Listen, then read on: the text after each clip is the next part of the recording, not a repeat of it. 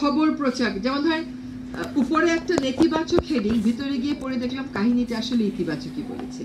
সাংবাদিকতার একটা অভ্যাস হয়ে গেছে, নেতিবাচক না বললে মানুষ তো পড়তে যাবে না।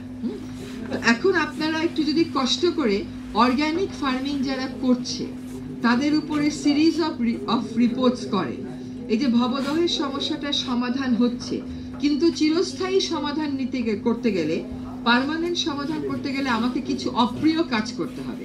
সেই অপ্রিয় কাজগুলো যাতে আমি করতে পারি সেজন্য জনমত প্রয়োজন আমাদের।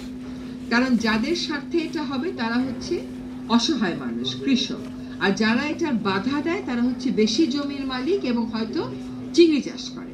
তো তাদের আমার তো ওই জায়গাটাতে জনমতের সমর্থন লাগবে, সেখানে যেতে হবে। এই যে আজকে আমরা কাজ শুরু করে মোটামুটি ভবদহকে একটা পর্যায়ে নিয়ে এসেছি, পরবর্তীতে করণীয়টা কি এটার ব্যাপারেও আমরা আসলে আপনাদের সাহায্য চাইব। এটা কেবল জলাবদ্ধতার বিষয় না, এটা আমার ক্রপ ফেলিয়ারের বিষয়। এবং এটা ভাবা যায় একটা দেশে 4 মাস এত লক্ষ মানুষ এই পরিমাণ পানির নিচে দাঁড়িয়ে আছে, এটা তো কোনোভাবেই ভাবা যায় না।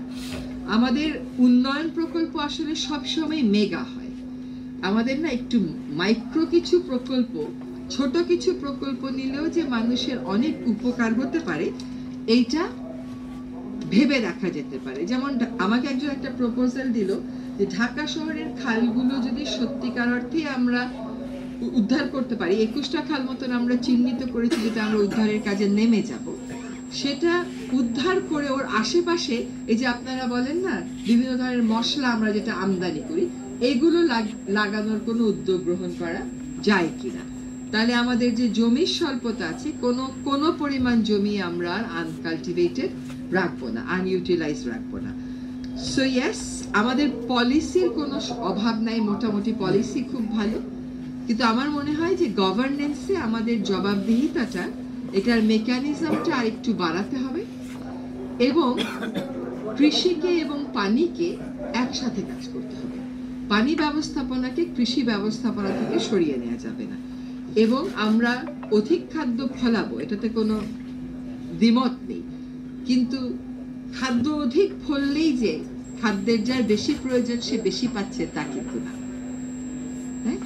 তো খাদ্যের সুষম বন্টনটাও নিশ্চিত করতে হবে। ফার্মার্স রাইটস অ্যাক্ট, কৃষক অধিকার আইন বলে একটা আইন 2008, 9, 10, 11 এই সমস্ত সালে খসড়া হয়েছিল, আপনি একটু দেখে ওই খসড়া নিয়ে আমরা ভাবতে পারি। কৃষি জমি সুরক্ষা আইনের একটা খসড়া চূড়ান্ত হয়েছে, সেই খসড়াটা আমরা আশা করছি আমরা হয়তো জানুয়ারিতে পাবলিক কনসালটেশনের মাধ্যমে খুব